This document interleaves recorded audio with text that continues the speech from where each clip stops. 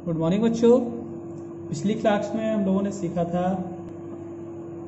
लाभ, हानि, क्रय मूल्य, विक्रय मूल्य और उससे संबंधित प्रश्न और उनके फार्मूलों के बारे में सीखा था। आज हम लोग सीखेंगे कि कोई भी वस्तु अगर हम खरीदते हैं तो उस पर अगर कुछ छूट दी जाती है तो उसका परसेंट कैसे हम निकालते हैं, ठीक है। छूट को कैसे निकालते हैं, ठीक है। अंकित मूल्य क्या होता है, शुद्ध मूल्य क्या होता है, और बिक्री कर और वैट, ये सारी चीज़ें आज हम आज की क्लास में सीखेंगे, ठीक है। आइए सीखते हैं। सबसे पहले छूट होता क्या है, आइए देखते हैं। छूट क्या होता है देखेंगे। तो छूट क्या होता है, अंकित मूल्य पर कमी की पेशकश को ही छूट करते हैं।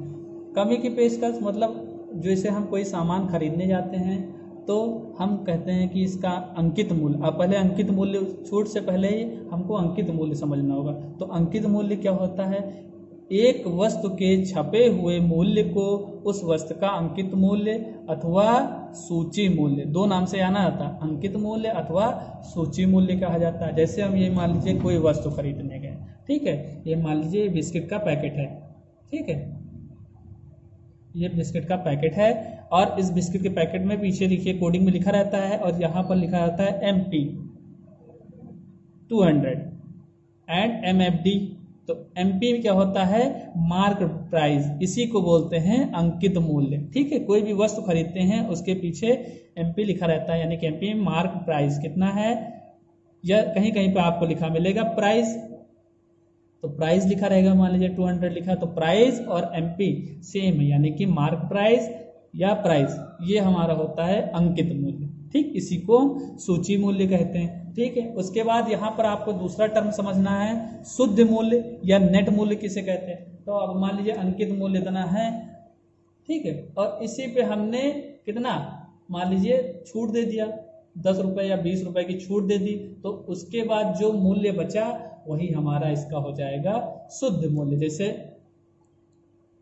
MP हमारा 200 रुपए था, ठीक है, 200 रुपए था, हमने इस पे छूट कितनी दे दी, डिस्काउंट दे दिया, कितने का, 10 रुपए का, 10 रुपए का हमने डिस्काउंट दे दिया। तो हमको नेट मूल्य अगर बताना है या नेट प्राइस या शुद्ध मूल्य बताना है, तो शुद्ध मूल्य क्या होगा, जो हमारे मार्क प्राइस है उसी से हम डिस्काउंट घटा देंगे, अर्थात जो हमारा अंकित मूल्य है उसी से हम छूट को घटा देंगे। तो हमें कुल कितना रुपए देना पड़ा, 200 माइनस 10, अर्थात 190 रुपए हमें उस सामान के लिए देना पड़ा, ठीक है। अब यहाँ उससे संबंधित कुछ प्रश्न है, तो हमारी सारी चीजें क्लियर हो गई, छूट भी क्लियर हो गया, अंकित मूल्य पर ही जो कमी की जाती है, पैसे पर जो भी कोई कमी होती है उसी को छूट बोलते हैं, ठीक है। अंकित मूल्य भी हो गया और शुद्ध मूल्य भी हो गया, शुद्ध मूल्य को नेट प्राइस भी कहते हैं। अब इससे संबंधित यहाँ पर बहुत इंपॉर्टेंट फार्मूले हैं, क्योंकि इन फार्मूलों के बिना आप एक्सरसाइज में कोई सवाल नहीं लगा पाएंगे। छूट की दर, या इसको प्रतिशत छूट या छूट प्रतिशत बोलते हैं। तो कितनी छूट है, छूट निकालने के लिए हम कैसे क्या क्या करेंगे, वो तो पता होगा ना हमें, छूट तो पता ही होगा क्या। जैसे 100 रुपए का है तो उस पर 10 रुपए की छूट दी जा रही है, तो 10 रुपए यहाँ रख दोगे और अंकित मूल्य उसका कितना है, 100 रुपए, ठीक है। 100 रुपए पर 10 रुपए की छूट, तो 10 रुपए यहाँ रखेंगे, 100 रुपए यहाँ कट गया, तो उसकी छूट की परसेंट कितनी हो गई, 10%। तो उस कंडीशन में इसका फॉर्मूला ये है, छूट की दर बराबर या छूट प्रतिशत बराबर छूट बटे अंकित मूल्य गुणे 100।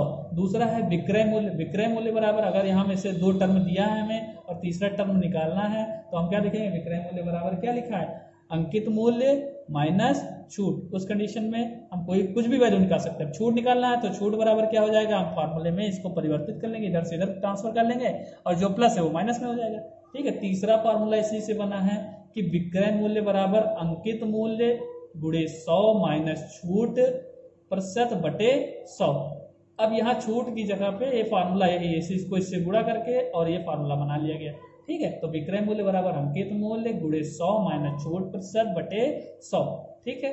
उसके बाद चौथा फार्मूला यहाँ इंपॉर्टेंट फार्मूला है। अब यहाँ जब विक्रय मूल्य ज्ञात करना हो, ये सारी चीजें दी, अंकित मूल्य और छूट दिया होगा तो ये फार्मूला यूज करेंगे, और जब अंकित मूल्य ज्ञात करना होगा और हमें विक्रय मूल्य और छूट दिया है तो ये फार्मूला यूज करेंगे। तो अंकित मूल्य बराबर 100 गुणे विक्रय मूल्य बटे 100 माइनस छूट प्रतिशत। अब बिक्री कर क्या होता है, बिक्री कर भी आइए समझ लेते हैं। बिक्री कर यह होता है जब कभी भी हम वस्तुएं खरीदते हैं तो हम उस पर बिक्री कर देते हैं, ठीक है। यह बिक्री कर सरकार द्वारा एक वस्तु की बिक्री पर वसूला जाता है। यह दुकानदार द्वारा ग्राहक से लिया जाता है। अब सरकार हमसे सीधे नहीं लेती, सरकार जो है दुकानदार से लेती है और दुकानदार हमसे लेता है, ठीक। और सरकार के बिक्री कर विभाग में जमा करवाया जाता है, ठीक है। इसको बिक्री कर को 2-3 नाम इसके भी है, फेमस नेम है। इसको वैट भी कहते हैं या सेल्स टैक्स भी कहते हैं या इसको वैल्यू एडेड टैक्स, वैट का full form value added tax भी कहते हैं, ठीक है। तो इस सभी नामों से ये जाना जाता है, बिक्री कर, वैट, सेल्स टैक्स और वैल्यू एडेड टैक्स। देन हाँ, बिक्री कर सदैव एक वस्तु के विक्रय मूल्य पर परिकलित किया जाता है, अर्थात विक्रय मूल्य पर ही बिक्री कर लगाया जाता है, ठीक है। और उसे बिल की राशि में अंत में जोड़ भी दिया जाता है। उस कंडीशन में क्या, बिक्री कर जो होगा वो हमारा क्या होगा, बिल की राशि का कर। अर्थात जैसे हमें 100 रुपए उसका विक्रय मूल्य है, उस पर बिक्री कर 5% लगाया गया, तो 100 रुपए का 5% निकाला, कितना आया 100 × 5/100, अर्थात 100 रुपए का पर 5% बिक्री कर है। उस कंडीशन में क्या होगा, 100 का हम पहले बिक्री का निकालेंगे, 100 × 5/100 अर्थात कितना आया, यह आया 5 रुपए। अब हमें कितना रुपए, उस अमाउंट कितना देना पड़ेगा, ये तो हमारा विक्रय मूल्य था, इस पे हमको 5% का बिक्री कर, तो उस कंडीशन में प्लस 5 रुपए और ऐड हो जाएंगे, तो हम उसको उस वस्तु का हमें कितना देना होगा, 105 रुपए, ठीक है। आइए इससे संबंधित हम एक्सरसाइज समझते हैं, ध्यानपूर्वक समझिएगा, बहुत इंपॉर्टेंट एक्सरसाइज है। पहला पार्ट समझते हैं। पहला क्वेश्चन कह रहा है रुपए 840 अंकित मूल्य वाली एक वस्तु 714 रुपए में बेची जाती है, छूट, हाँ अब एक नाम यहाँ आ गया बट्टा, छूट को बट्टा भी कहते हैं, छूट या ब्रैकेट में बट्टा, और छूट प्रतिशत कितना होगा। अब हमें देखिए यहाँ पर क्या क्या दिया है, अंकित मूल्य दिया है और विक्रय मूल्य, बेची जाती है, अर्थात पिछली कक्षा में हमने आपको या पिछली वीडियो में आपको सिखाया था कि बेची जाती है अर्थात उसका विक्रय मूल्य, यानी कि विक्रय मूल्य दिया हमें, ठीक है। अब इस कंडीशन में हम पहले छूट निकालेंगे, आइए देखते हैं। तो अंकित मूल्य तो हमें दिया 840 रुपए और विक्रय मूल्य भी दिया है, हमें क्या क्या ज्ञात करना है, छूट ज्ञात करना है और छूट ज्ञात करना है। तो फार्मूला हमें पता है, विक्रय मूल्य बराबर अंकित मूल्य माइनस छूट। अब हम क्या करेंगे, इससे छूट का हमें छूट निकालनी है ना, तो छूट बराबर क्या हो जाएगा, छूट को इधर भेज देंगे और विक्रय मूल्य को इधर भेज देंगे, तो छूट इधर माइनस में है, इधर आ जाएगा तो प्लस, बराबर के इस बार, और ये प्लस का है तो उधर जाएगा अंकित मूल्य के साथ, ये माइनस, तो छूट बराबर अंकित मूल्य माइनस विक्रय मूल्य, अर्थात अंकित मूल्य कितना हमारा 840 हमने पुट कर दिया और विक्रय मूल्य कितना है 714, दोनों को घटाया 0 में से, यानी 10 में से 4 गया 6 बचा और 3 में से 1 गया 2 बचा और 8 में से 7 गया 1, अर्थात छूट कितने रुपए की छूट मिली हमें, 126 रुपए की। अब प्रतिशत छूट निकालना, प्रतिशत छूट बराबर, फार्मूला हम लोगों ने पढ़ा था, प्रतिशत छूट बराबर क्या हो जाएगा, छूट बटे अंकित मूल्य गुणे 100, छूट बटे अंकित मूल्य गुणे 100। अब छूट कितनी है 126 रुपए की, 126 रुपए लिख लिया, बटे हमारा अंकित मूल्य कितना था 840 रुपए। अब हम क्या करेंगे, गुणे 100 कर दिया, अब 0 से 0 कट कर देंगे, ठीक है। उसके बाद 6 का पार्ट पढ़ेंगे, 6 कम 6, 2 बचा यहाँ पर, 6 चौक 24, यहाँ काटेंगे 6 दूनी 12 और 6 कम 6, 21 बटे 14 है गुणे 10, तो 21 बटे 14 गुणे 10। अब फिर क्या करेंगे 7 दूनी 14 और 7 त्रिक 21, और यहाँ 2 से काटेंगे, 2 1 कम 2, 2 पंचे 10, अर्थात 3 गुणे 5, अर्थात 15% इसका छूट, यानी कि हमें छूट भी पता लग गया और छूट प्रतिशत भी पता लग गया, कितना आया 15%, ठीक है। ये इसका आंसर। क्वेश्चन नंबर आइए 3 देखते हैं। क्वेश्चन नंबर 3 लिखा है रुपए 15,000 अंकित मूल्य वाली एक मेज, अब इसका यहाँ पर मिसप्रिंट है, यहाँ पर है 14,000, आप लोग सही कर लीजिएगा, 14,400 लिखा है, इसको सही करके क्या लिखेंगे 14,000, ठीक है।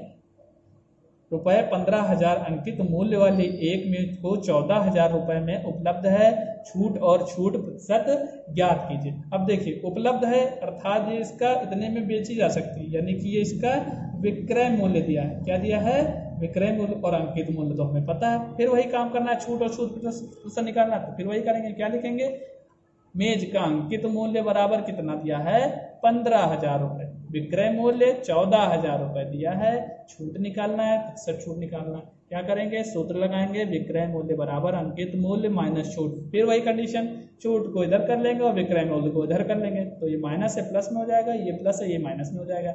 इस कंडीशन में छूट बराबर अंकित मूल्य माइनस विक्रय मूल्य, अर्थात अंकित मूल्य हमारा 15,000 है और विक्रय मूल्य कितना है 14,000 है। इस कंडीशन में इसको हल करेंगे तो 1,000 रुपए, अतः प्रतिशत छूट बराबर छूट बते अंकित मूल्य गुणे 100, ये फार्मूला हम यहाँ लगाएंगे तो छूट हमें कितना मिला 1,000 रुपए, ठीक, और अंकित मूल्य कितना है 15,000 रुपए गुणे 100। अब हम क्या करेंगे, जीरो से जीरो, ये जीरो ये जीरो ये जीरो ये जीरो कट गया ना, और एक जीरो ये बचा, दो तो यहाँ कट गए, एक जीरो इससे काट दिया। उसके बाद 5 का पारा, 5 से 15 और 5 दूनी 10, ठीक है, और जीरो। उसके बाद कितना आ गया 20/3, 20/3, अर्थात इसको हम जब डिवाइड करेंगे 3 और 20 को, 3 6 18, ठीक है, फिर 2 आएगा, फिर 0 रखेंगे, फिर 3 6 18, इसी तरह ये बढ़ता रहेगा। तो 6.66% इसका आंसर आ गया, यानी छूट प्रतिशत भी हो गया और छूट भी हो गया, ठीक है। उसके बाद क्वेश्चन नंबर 5, आइए देखते क्या है। एक अलमारी 5% छूट, अब देखिए छूट पहले ही बता दिया गया, और कितने रुपए में बेची जाती है 5,225 रुपए में बेची जाती है। अलमारी का अंकित मूल्य ज्ञात कीजिए, ठीक है। अब देखो यहाँ पर विक्रय मूल्य पता है, प्रतिशत छूट पता है, फॉर्मूला वही लगाएंगे, कौन सा, ये देखते हैं, अंकित मूल्य ज्ञात करना है, ठीक है। तो हम लिखेंगे, क्या लिखेंगे, अलमारी पर प्रतिशत छूट बराबर क्या होगा 5% दिया है क्वेश्चन में, ठीक है। विक्रय मूल्य हमें दिया है रुपए 5,225 रुपए, हमें अंकित मूल्य ज्ञात करना है। तो हमने ये फॉर्मूला सीखा था कि अंकित मूल्य बराबर 100 गुणे विक्रय मूल्य बटे 100 माइनस छूट प्रतिशत। अब देखिए विक्रय मूल्य की जगह विक्रय मूल्य का मान रख देंगे और छूट प्रतिशत की जगह छूट का मान रख देंगे, ठीक है। आज विक्रय अंकित मूल्य बराबर क्या हो जाएगा 100 गुणे विक्रय मूल्य 5,225 रुपए गुणे बटे 100 माइनस 5, प्रतिशत छूट हमें दिया। अब इसको हम क्या करेंगे, घटा दिया तो यहाँ 100 में से 5 गया, 95 बचा। अब हम क्या करेंगे, इधर देखिए अंत में 5, यहाँ भी 5, तो ये 5 से विभाजित हो जाएगा, अर्थात इसको 5 × 5 और 5 9 45, इसको काटेंगे 5 × 5 और यहाँ 2 आ गया, 5 से छोटा है, अर्थात यहाँ 0 पुट करेंगे तो 5 चौक 20, 22 में से 20 घटाएंगे तो 2 बचेगा और बचा हम 25, यानी कि यहाँ कितना बचा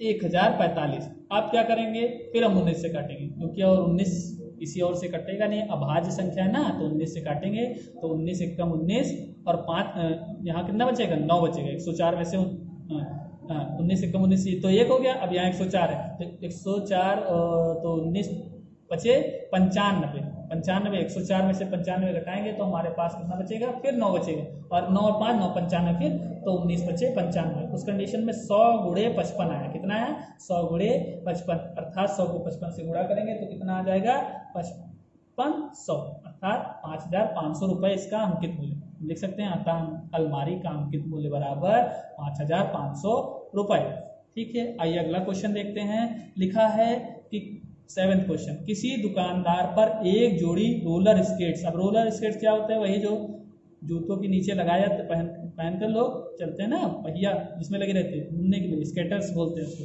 ठीक है, स्केट्स। तो वो उसका मूल्य कितना है 450 रुपए है। वसूले गए बिक्री कर की दर दी गई है 5%, बिक्री कर की दर भी पता है, बिल की देय राशि। अब क्या करेंगे, हम निकालेंगे इसमें क्या क्या, पहले तो हमें जो जो ज्ञात है वो लिख लेंगे। लिखेंगे एक जोड़ी रोलर स्केट्स का मूल्य हमें 450 रुपए दिया है, फिर बिक्री कर की दर भी दी है कितनी 5%, वसूला गया बिक्री कर कितना होगा, हम क्या निकालेंगे, ये हमारे पास रुपए थे ना, इस रुपए पे 5% वसूला जाता है, तो 450 गुणे 5%, अर्थात 5% मतलब 5/100, तो 450 गुणे 5/100, 0 से 0 कट कर दिया, 5 × 5 5 दूनी 10, फिर 45/2 आया, 45/2 को डिवाइड करेंगे तो क्या आएगा 22.50, यानी कि अब देखिए कैसे डिवाइड करेंगे, देख लीजिए 45 है, 2 दूनी 4 आएगा कितना 0, यहाँ आएगा 5, अब 2 दूनी फिर 4, ठीक है। इस कंडीशन में कितना बचा 1, और यहाँ पॉइंट लगाया 0 बढ़ाया 2 पंचे 10, अर्थात कितना है 22 रुपये 50 पैसे। एक जीरो में लगा सकते, कोई दिक्कत नहीं। 22 रुपये 50 पैसे इसका क्या है, वसूला गया बिक्री कर। अब कितना हमें देय राशि होगी उसको समझते हैं। तो बिल की देय राशि बराबर मूल्य प्लस कर, अर्थात मूल्य कितना है 450 रुपये प्लस कर कितना लगा 22 रुपये 50 पैसे। तो उस कंडीशन में इसको हम जोड़ लेंगे। जोड़ने के लिए कंफ्यूज मत होइएगा, ये पूरे पूरे रुपए हैं, इसमें पैसे कुछ नहीं है, ठीक है। और यहाँ पर 22 रुपये हैं और 50 पैसे, दोनों को ऐड करेंगे। ऐड करने के लिए 0 0 और यहाँ आ जाएगा 5, यहाँ फिर पॉइंट लगाएंगे और ये फिर 2 5 2 7 और ये 4, अर्थात 472 रुपये 50 पैसे बिल की देय राशि होगी। अब आइए आपको होमवर्क देखते हैं। होमवर्क पहला पार्ट हमने बता दिया है, दूसरा पार्ट है, इसको भी ध्यान से समझते हैं। लिखा है एक प्राप्त का सूची मूल्य दिया। आप देखो यहाँ पर विक्रय मूल्य ना देख के, सॉरी अंकित मूल्य ना देख के सूची मूल्य कह दिए, ठीक है। तो अंकित मूल्य आपको दिया है और सेल में 20% की छूट की घोषणा, यहाँ छूट भी दिया है, छूट की राशि आपको निकालना है और विक्रय मूल्य निकालना है। फार्मूला आपके पास सारे ही हैं, उन फार्मूलों का यूज करते हुए आपको लगाना है। क्वेश्चन नंबर 4 है, एक दुकान 20% छूट देती है। यहाँ छूट प्रतिशत आपको पता है, अंकित मूल्य पता है, आपको विक्रय मूल्य निकालना है। जो फार्मूले बताए गए उन्हीं फार्मूलों का यूज करते हुए आपको लगा लेना। अगला क्वेश्चन है 6, एक सेल के समय एक दुकान की सभी वस्तुओं के अंकित मूल्य पर 10% की छूट, यानी 10% की आपको छूट दी गई है। एक ग्राहक को 1450 रुपये अंकित मूल्य वाली एक जोड़ी पर और 850 प्रत्येक के मूल्य वाली 2 कमीजों के लिए कितने रुपए ज्यादा कमेंगे। अब सब पर हम 10% का, पहले यहाँ पर देखिए एक कमीज है तो एक जोड़ी जीन्स है, यहाँ पर एक जोड़ी है तो 1450 पर 10% का छूट निकाल लेंगे। और यहाँ पर 850 के प्रत्येक 2 कमीज है ना, तो 2 कमीज के लिए पहले 2 कमीजों का मूल्य निकालेंगे, कितना होगा, तो कितना हो जाएगा 850, यानी कि 8 दूनी 1600 और 50 50 100 हो जाएगा, 1700 रुपए पर आप 10% का निकाल लेंगे। उसके बाद कुल कितने रुपए अदा करने हैं, दोनों जो आएंगे उनको हम जोड़ देंगे, ठीक है। अंजलि ने कूलर 10% कर सहित 3300 रुपए में खरीदा है। वैट के जुड़ने से पहले कूलर का, वैट के जुड़ने से पहले आपका कूलर का आपको मूल्य ज्ञात करना है ना। तो इस कंडीशन में आप क्या करेंगे, आप हम पहले जो क्वेश्चन में दिया है उनको आप लिख लेंगे। वैट सहित मूल्य दिया है इतना, ठीक है, वैट सहित मूल्य इतना दिया है और कर कितना लगता है, यानी वैट 10% का। तो हम क्या करेंगे, इसमें से इसका जो है इतने % हम निकाल लेंगे, जो आएगा मूल्य वे वही मूल्य होगा वैट के जुड़ने से पहले का मूल्य। इसका इतने % निकालेंगे, जो मूल्य आएगा वही इसका हो जाएगा वैट जुड़ने से पहले का मूल्य। अब सारे क्वेश्चन आपको सही सही लगाने हैं, फार्मूले आपको ध्यान पूर्वक इसमें सीख लेने हैं, ठीक है। तो जितने भी फार्मूले आपको बताए गए ये बहुत इंपॉर्टेंट फार्मूले हैं, आगे भी आपका इनको अगली कक्षाओं में भी प्रयोग करने को मिलेगा, ठीक है। ये वाला और वैट वाला, तो सारे क्वेश्चन आपको अच्छे से लगाने हैं, कोई क्वेश्चन में आपको कटिंग नहीं करनी है और सही से लिखिएगा भी। ये क्वेश्चन आप कुछ लोग सही से नहीं उतारते हैं तो उनको भी सही से करना, ठीक है। मिलते हैं अगली क्लास में, थैंक यू।